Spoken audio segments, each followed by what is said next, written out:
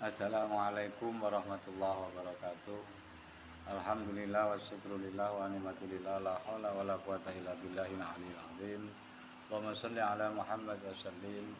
Amma ba'du, yang terhormat kepada Bapak Fikri Farihin MPD selaku dosen pengampu mata kuliah telaah materi akidah akhlak yang kami hormati dan yang kami harapkan berkah ilmunya, dan kepada rekan-rekan kami mahasiswa-mahasiswi yang berbahagia. Mudah-mudahan kita semua selalu mendapatkan lindungan dari Allah Subhanahu wa taala dan selalu mendapatkan ridho dari Allah Subhanahu wa taala. Kedua kalinya shalawat beserta salamnya Allah semoga tetap tercurahkan kepada Rasulullah Muhammad sallallahu alaihi wasallam wa ala alihi wa ashabi ajmain dengan ucapan Allahumma sholli ala Muhammad wa sallim. Selanjutnya di sini kami atas nama Alfi Masudi akan mempresentasikan mata pelajaran telaah materi akidah akhlak, yang mana kami di sini dengan rekan kami yakni Qori Lubis Sifa dan Mahtumatus Sholihah yang akan mempresentasikan telaah materi akidah akhlak kelas 5 Madrasah Ibtidaiyah, yang mana dalam hal ini meliputi beberapa rangkaian termasuk bab 1 pendahuluan, latar belakang, ada rumusan masalah, juga ada tulisan tujuan penulisan. Pun juga dari bab 2 meliputi deskripsi kurikulum, meliputi identitas materi, dan bab 1 yaitu tentang imam kepada hari akhir. Kompetensi inti: 1. Menerima dan menjalankan ajaran agama yang dianutnya. 2. Menunjukkan perilaku jujur, disiplin, tanggung jawab, santun, peduli, dan percaya diri dalam berinteraksi dengan keluarga, teman, guru, dan tetangganya.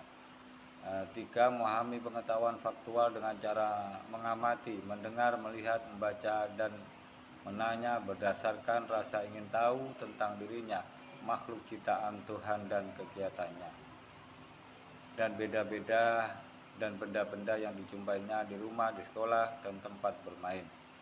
Yang keempat, menyajikan pengetahuan faktual dalam bahasa yang jelas dan logis dalam karya yang estetis. Kompetensi dasar itu meliputi 1.3, yaitu menerima kebenaran adanya hari akhir atau kiamat. 2.3 menunjukkan sikap patuh dan mawas diri sebagai wujud iman kepada hari akhir atau hari kiamat. 3.3 menganalisis makna iman kepada hari akhir atau kiamat. 4.3 mengomunikasikan tanda-tanda dan hikmah iman kepada hari akhir atau hari kiamat. Mungkin itu saja yang bisa saya sampaikan, karena ada rekan kami yaitu Mbak Qori Lubi pun juga Mbak Mahtumatus Sholihah. Saya cukup sekian dari pembacaan makalah ini. Assalamualaikum warahmatullahi wabarakatuh. Ihdinas siratal mustaqim. Assalamualaikum warahmatullahi wabarakatuh. Assalamualaikum warahmatullahi wabarakatuh. Saya mahasiswi atas nama Qori Lubis Sifa, NIM 2021 096 011 975. Di sini saya akan melanjutkan penjelasan yang berikutnya tentang indahnya berperilaku terpuji ketika bertamu. Materi pembelajaran yang pertama yaitu tentang adab dari bertamu. Adab bertamu di sini mencakup tentang adab dari tamu dan juga adab dari penerima tamu atau tuan rumah. Yang pertama yaitu adab dari tamu. Adab dari tamu sendiri yang pertama ada beberapa hal, yaitu yang pertama mengucapkan salam, yang kedua meminta izin untuk masuk atau untuk masuk ke rumah. Yang ketiga, posisi berdiri itu tidak menghadap pintu masuk, jadi tidak menghalangi. Yang keempat, tidak boleh kita untuk bertamu itu tidak boleh lebih dari 3 hari. Yang kelima, kembali pulang ketika tuan rumah tidak mengizinkan masuk. Yang keenam, tidak memandang seluruh ruangan dengan penuh kecurigaan. Yang ketujuh, menjawab dengan nama yang jelas ketika si tuan rumah bertanya siapa gitu. Yang kedua itu tentang adab si penerima tamu.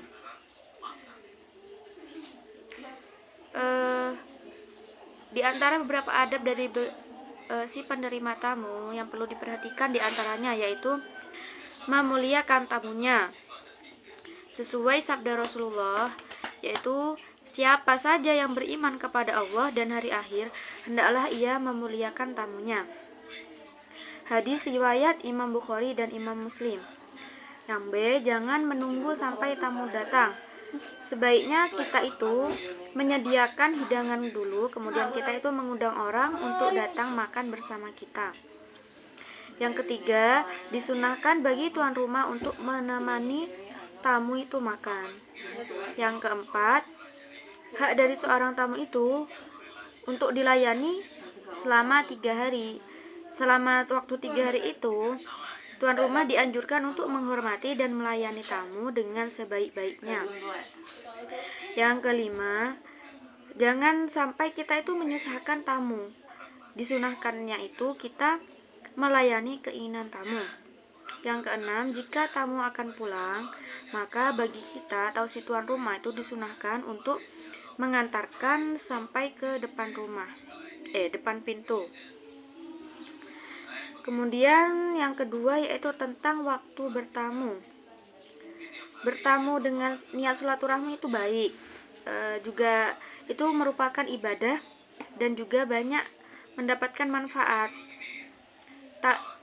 Supaya tidak merugikan orang lain, kita juga harus tahu waktu kapan kita harus bertamu. Di antara waktu-waktu yang tidak dianjurkan untuk bertamu atau lebih dihindari untuk bertamu diantaranya yaitu waktu sebelum sholat subuh, karena kan itu tengah malam, kemudian waktu sholat atau waktu zikir dan membaca Al-Quran, waktu istirahat atau tidur siang, kemudian setelah sholat isya. Yang terakhir tentang hikmah dari bertamu. Di antaranya yaitu bertamu dengan adab yang baik dapat menumbuhkan sikap toleran terhadap orang lain dan menjauhkan sikap paksaan, tekanan, ancaman, dan lain-lain. Yang kedua, Islam memandang setiap orang mempunyai persamaan dan kesesuaian dalam berbagai hal dan kepentingan. Karena itu, dengan bertamu, seorang akan mempertemukan persamaan atau kesesuaian, sehingga akan terjalin persahabatan dan kerjasama yang baik. Yang tiga, bertamu dapat menciptakan perdamaian dan mempererat persaudaraan. 4. Bertamu sebagai sarana untuk berdakwah dan menciptakan kehidupan masyarakat yang bermartabat. Yang kelima, diluaskan rezeki dan dipanjangkan umur untuk ibadah. Yang keenam, biasanya mereka itu tersenyum. Maka karena mereka itu tersenyum, mereka memperoleh kebaikan. Karena kan memberikan senyum termasuk dari sedekah dan juga ibadah. Mungkin hanya itu yang dapat saya jelaskan, yang kemudian akan dijelaskan oleh teman saya. Wassalamualaikum warahmatullahi wabarakatuh. Bismillahirrahmanirrahim. Assalamualaikum warahmatullahi wabarakatuh. Di sini saya akan melanjutkan presentasi pada materi akidah akhlak kelas 5 untuk MI, yaitu tentang disiplin dan juga sifat mandiri. Disiplin adalah patuh dan taat. Pengertian secara luas, disiplin adalah kepatuhan untuk menghormati dan melaksanakan suatu aturan yang mengharuskan untuk diikuti. Kemudian ciri-cirinya yaitu mentaati peraturan, kemudian waktunya terjadwal dan melaksanakan tugas dengan baik. Hikmahnya apabila kita disiplin yaitu diantaranya bisa menumbuhkan rasa percaya diri, kemudian menjauhi dari sifat lalai dan juga memupuk rasa kepedulian. Selanjutnya yaitu ada sifat mandiri. Mandiri bisa diartikan yaitu ketika kita menjalani kehidupan yaitu dengan kemampuan kita sendiri, artinya tanpa ada pertolongan dari orang lain. Ciri-cirinya yaitu menyelesaikan masalahnya itu dengan cara yang diyakini diri sendiri bisa menyelesaikan. Kemudian ada pertimbangan sendiri dalam bertindak dan juga mengambil keputusan dengan tegas dan juga jujur. Hikmahnya yaitu bisa membuat bisa menjadikan kita lebih percaya diri, memanfaatkan kemampuan sendiri sebaik mungkin, dan percaya bahwa Allah menganugerahkan kemampuan kepada kita sendiri. Sekian dari saya. Assalamualaikum warahmatullahi wabarakatuh.